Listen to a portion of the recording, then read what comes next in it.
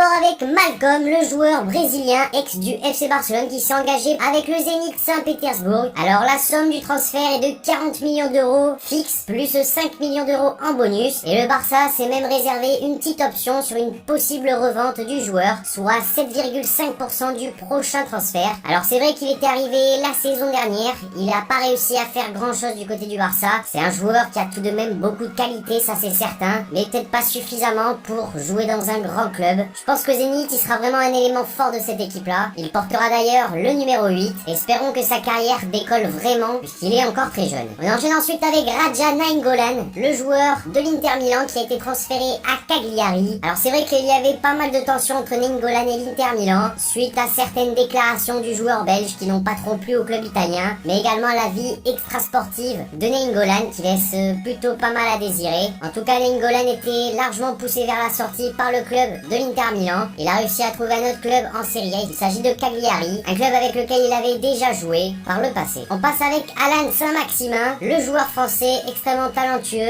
ex de l'OGC Nice, qui a signé à Newcastle. Il a signé du coup dans le club anglais pour 20 millions d'euros. Alors c'est vrai que pour les différents joueurs qui ont signé du côté de Newcastle, les différents français, ça n'a pas toujours été une très belle étape dans leur évolution. On pense à des joueurs comme Cabella, comme Ben Arfa, Emmanuel Rivière ou encore Gabriel Aubertan. C'est des joueurs qui ont souvent fracassé dans ce club-là. Espérons que Saint-Maximin, qui a montré de belles choses à Nice, réussisse à se créer un nom en première ligue et pourquoi pas évoluer dans un club un peu plus huppé de ce championnat anglais. On a ensuite Dani Alves qui a signé à Sao Paulo. Il était en fin de contrat avec le PSG. Il n'a pas prolongé en France. Et c'est vrai qu'il a eu pas mal de difficultés à trouver un nouveau club. Il avait même mis un petit post sur Instagram ou Twitter, je me rappelle plus, où il disait qu'il était à la recherche d'un club, qu'il allait transmettre son CV. Au final, il n'y aura eu aucun grand club d'Europe qui aura décidé de le faire signer. Il sera rentré au Brésil, du côté de Sao Paulo. Par rapport à son âge, il a plus grand chose à prouver. Il a déjà montré que c'était un des tout meilleurs latéraux au monde. Un autre joueur qui a signé à Sao Paulo, il s'agit de Juan Fran, qui viendra du coup rejoindre Dani Alves. C'est assez étonnant quand même que ce club brésilien signe deux joueurs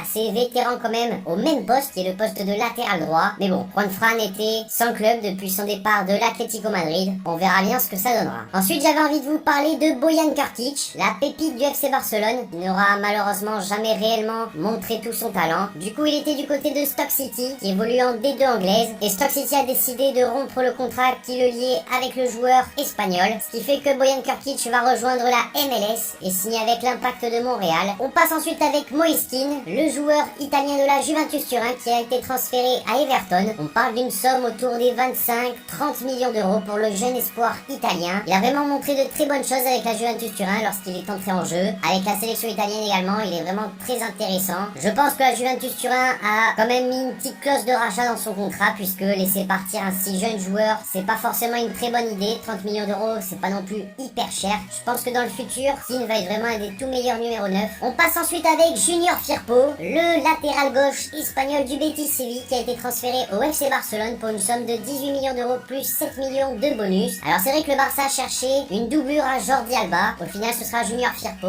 défenseur espagnol de 22 ans du Betis Séville. D'ailleurs, restez bien au courant sur la chaîne. Je vous sortirai une vidéo exclusivement sur ce joueur pour vous présenter un peu sa façon de jouer et vous en dire un peu plus sur le footballeur qu'il est. En tout cas, ça reste quand même un très bon transfert. On passe ensuite avec Harry Maguire, le défenseur anglais de Leicester qui a signé à Manchester United pour 92 millions, ce qui est quand même une somme colossale, ce qui en fait d'ailleurs le défenseur le plus cher de l'histoire. Il devance des joueurs comme Aymeric Laporte, Virgil van Dijk ou encore Kyle Walker, tous d'ailleurs des défenseurs de première ligue. Mais c'est vrai que moi je trouve que c'est un joueur assez surcoté qui vaut clairement pas cette somme-là. Dites-vous qu'il y a quelques années maintenant, c'était le Real Madrid qui dépensait cette somme-là pour recruter Cristiano Ronaldo. C'est pour vous dire que le marché des transferts a complètement explosé et que les sommes dépensées ne veulent plus dire grand-chose. Et on termine avec Philippe Coutinho. Alors c'est vrai que Philippe Coutinho n'est plus trop en odeur de sainteté du côté du FC Barcelone qui souhaite s'en défaire. Il a jamais vraiment été au top. On parle d'un transfert pour le joueur brésilien, voire d'un prêt. Ces dernières heures, ces derniers jours, on parle pas mal de Arsenal qui va d'ailleurs affronter le FC Barcelone dans le trophée Joan Gamper ce soir à 20h. Donc les dirigeants d'Arsenal profiteraient de cette occasion pour pouvoir négocier plus facilement avec le Barça, à savoir que le marché des transferts anglais se termine le 8 août. Du coup, c'est une opération qui pourrait vraiment aller très rapidement entre les deux équipes et le joueur ne serait pas du tout Première Ligue. C'est un championnat au final qu'il aura appris